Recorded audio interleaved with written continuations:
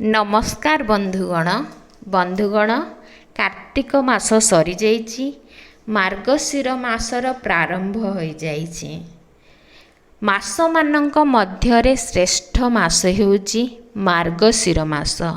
यह श्रीमद् भगवद गीतार श्रीकृष्ण अर्जुन को उपदेश समय रे मध्य कहिछन्ति। एही मार्गशीर मासटी धनर देवी आद्या शक्ति माँ महालक्ष्मींकर अत्यंत प्रिय मास अटे। एही मासरे माँकर पूजार्चना घरे घरे होइथाए। माँ लक्ष्मी को एही मासरे घरर बहु हेउ बा सासु हेउ समस्ते पूजा करिथांती। जेउ स्थान रे बा जेउ घर मानंकरे माँकर पूजार्चना होई न थाए बा माँकर स्थिति न थाए सेही घर लक्ष्मी छड़ा होइथाए। सेही स्थान रे कौनसी भी शुभ कार्य केबे भी होई पारि न थाए। ओडिशार प्रत्येकटी घर घरे एही गुरुवार रे माँ पूजा पाई थांती। विशेष रूप से मार्गशीर मासर एही पूजाटी को क्यों क्यों स्थान रे माणबसा पूजा कहा जाई थाए, क्यों क्यों स्थान रे गुरुवार पूजा कहा जाए, क्यों क्यों स्थान रे शेरबसा पूजा कहा जाई थाए, ए क्यों क्यों लोक माने धान्य माणिक उषा मध्य कही थांती। बंधुगण आज आमे एही वीडियो रे ए वर्ष मार्गशीर मासरे केतोटी पाळी गुरुवार पड़िबो, केतोटी पाळी रे माँकर पूजार्चना हेबो एवं मार्गशीर मासरे किपरि माँ को पूजार्चना करिवे से विषय रे चर्चा करिबा।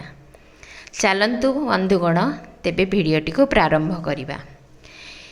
केतेक घरे मार्गशीर मासर कृष्ण पक्ष एवं शुक्ल पक्ष जो दीटा पक्ष रही कृष्ण पक्ष एवं शुक्ल पक्ष दीटा जाक पक्ष रे जेतटी भी पाळी गुरुवार पड़ी थाए सबु पाळी रे माँकर पूजा करा जाई थाए। किंतु किछि स्थान मानंकरे केवल शुक्ल पक्ष रे जेतटी पाळी पड़े अर्थात जेतटी गुरुवार पड़ी थाए से गुरुवार रे ही केवल माँकर पूजा अर्चना होई थाए। किंतु किछि स्थान मानंकरे प्रथमाष्टमी हेबा परे जो नुआ धान पूजा हो सारिबा परे जो गुरुवार पड़ी थाए अर्थात प्रथमाष्टमी परवर्ती गुरुवारटी सेही दिन रे ही माँ लक्ष्मींकर पूजा प्रारंभ करी से माने चारि पाळी पूजा करि थांती।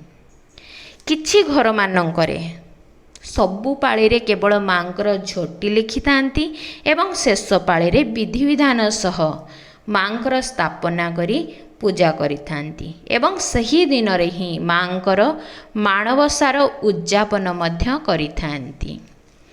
किछि घर मानंकरे माँकर तीनी पाळी पूजा करि थांती एवं शेष पाळीटी माघ मास शुक्ल पक्ष रे पूजा करी उद्यापन करि थांती। से माने तीनी पाळी मार्गशीर मासरे कले एवं गोटे पाळी माघ मासर शुक्ल पक्ष रे जो गुरुवारटी प्रथम गुरुवार पड़ी थाए सेही गुरुवार रे ही से माने पूजा करी उद्यापन कर दियंती।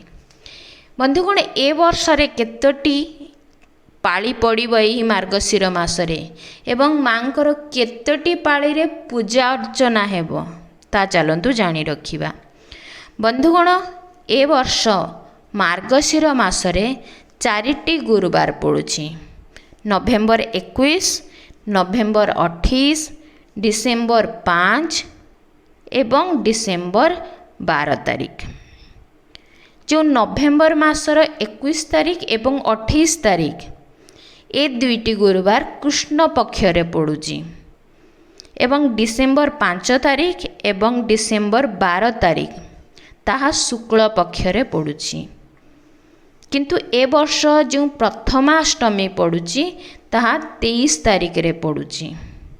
तेणु प्रथमाष्टमीर परवर्ती गुरुवार अर्थात 28 नवेम्बर जो गुरुवार पड़ुछि से गुरुवार रे ही माँ महालक्ष्मींकर प्रथम पाळी पूजा हेबो बोली पंजिकार उल्लेख करा जाइछि। बंधुगण जदि आपण माने चाहिए नवेम्बर 21 तारीख दिन जो गुरुवार पड़ुछि सेठी झोटी न दे केवल मुरुज मध्य दे पारिबे। जो डिसेम्बर 5 तारिख एवं डिसेम्बर मास 12 तारिख पड़ुची ताहा शुक्ल पक्षरे पड़ुची।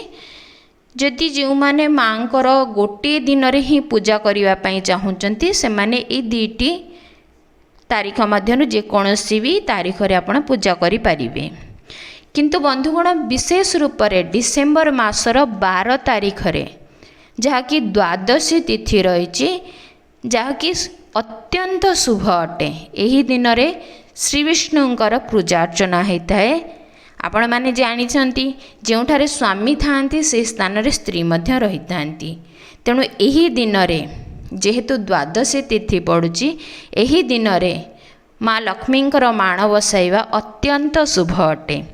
यही दिन रे ही आपण माँकर माण बसाई विधिबद्ध रूप से पूजा करंतु एवं यही दिन रे आपण उद्यापन मध्य करि परिबे।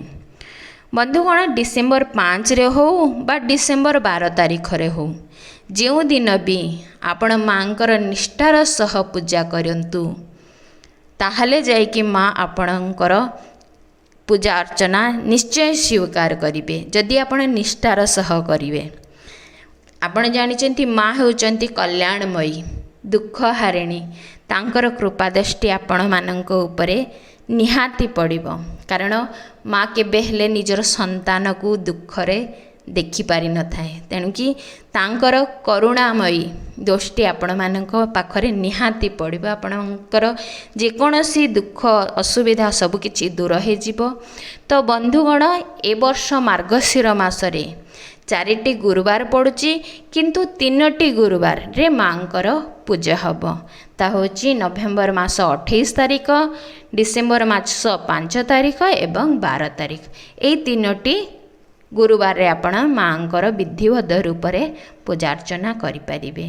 बंधुगण भिडियोटी जदि आपण मानकु भल लगी थाए भिडियोटी को लाइक करिवे, शेयर करिवे एवं चैनल टी को सब्सक्राइब करिवे। धन्यवाद।